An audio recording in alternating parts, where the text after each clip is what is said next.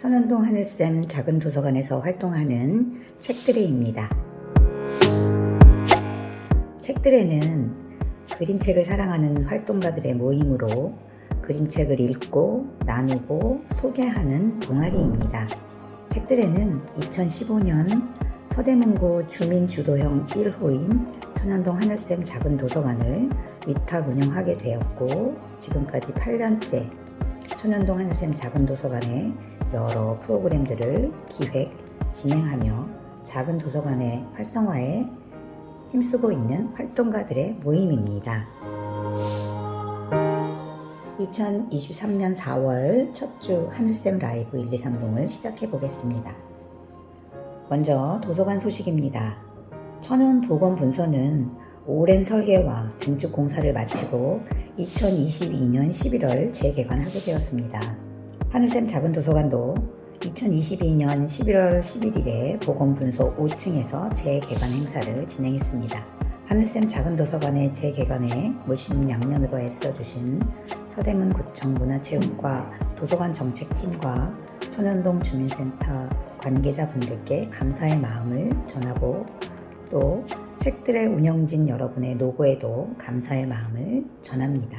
햇빛이 안 들어서 하루 종일 형광등 불빛에 의존해야 했고, 창이 작아 환기에 어려움이 있는 공간에서 이제는 탁 트인 하늘을 볼 수 있는 커다란 창이 있어 남산타워가 보이는 햇살 가득하고 따사로운 공간이 되었고, 프로그램실도 깨끗하게 조성되어 도서관에 오는 발길이 아주 가벼워졌습니다. 너무너무 오랜 시간이 지났습니다.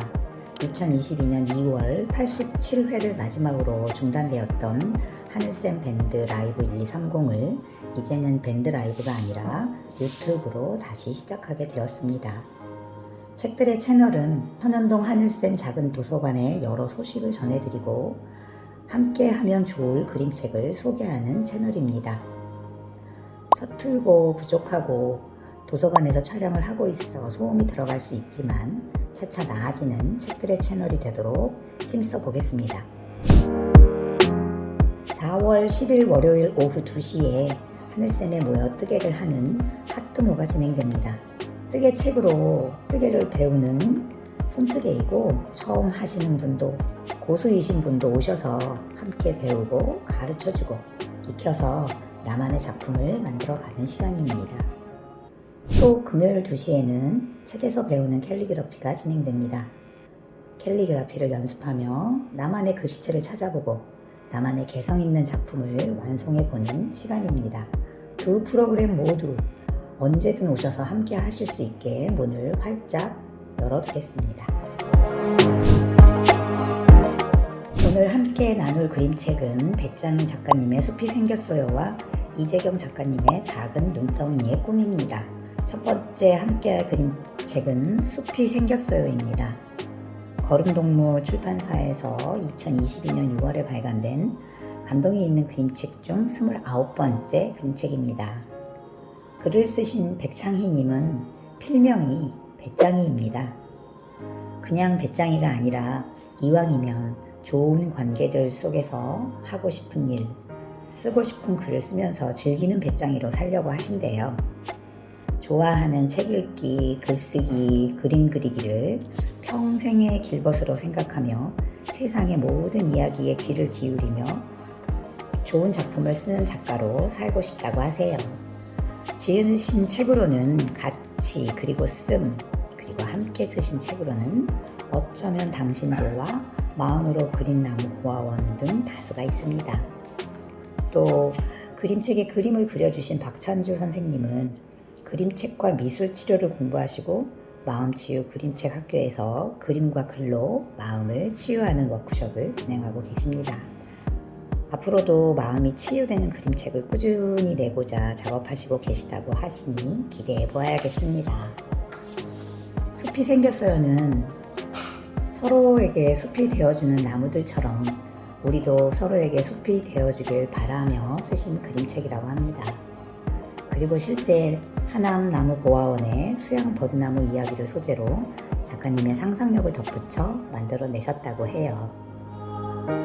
경기도 하남시에는 도로공사나 아파트 공사로 땅을 잃고 베어진 다친 나무들의 쉼터인 하남나무고아원이 있다고 합니다. 그 중에서도 2001년 도로공사 현장에서 베어질 뻔하다가 큰 상처를 입고 나무고아원에 오게 된 수양버드나무가 3번의 외과 수술을 받으며 이제는 하남나무고아원을 대표하는 나무가 되었다고 합니다. 사람들로 인해 땅을 잃고 큰 상처도 입었지만 나무의 소중함을 알아주는 많은 분들의 노고와 따뜻한 손길이 있었기에 지금의 모습으로 다른 나무들과 숲을 이루고 서로 의지하며 꿋꿋하게 삶을 살아가고 있다고 합니다. 이 버드나무를 보면 마치 우리의 삶을 보는 듯 합니다. 숲이 생겼어요 그림책은 괴로워하고 상처받은 나무의 심정을 독특하고 창의적인 그림으로 잘 드러내고 있습니다. 나무 한 그루 한 그루가 모여 비옥한 땅을 만들고 그 속에 작은 풀씨들이 자라서 새로운 생명을 움트게 합니다. 풀을 찾아온 곤충들의 보금자리가 되고 새들과 고라니도 풍부한 먹이와 안락한 집을 찾아 숲으로 모여듭니다. 숲은 인간에게 평화와 안식처를 제공하지요. 우리가 깨끗한 환경에서 행복하게 생활하기 위해서는 도시 곳곳에 건강한 나무들이 필요합니다. 또한 자연이 건강할 때 우리도 건강하게 생활하며 행복을 누릴 수 있습니다. 서로에게 숲이 되어주는 나무들을 보면서 우리도 푸르고 건강한 마음으로 서로에게 숲이 되어주었으면 좋겠습니다. 두 번째 그림책은 이재경 작가님의 작은 눈덩이의 꿈입니다. 시공주니어 출판에서 2016년 12월에 출판되었고 네버랜드 우리 걸작 그림책 중 51번째 그림책이기도 합니다. 이재경 작가 선생님은 산업 디자인을 공부하다가 미국에서 엔터테인먼트 디자인을 공부하셨고 현재는 영화와 광고 비주얼의 컨셉 디자이너로 일하고 계신다고 해요. 일하시면서 스토리 제작과 그림 그리기에 재미를 느끼다가 스토리와 그림이 절묘하게 만나는 그림책의 매력에 빠지게 되었다고 해요. 어린 시절의 기억을 바탕으로 1년 반 동안 작은 눈덩이의 꿈을 준비하여 첫 그림책으로 선보이게 되었다고 합니다.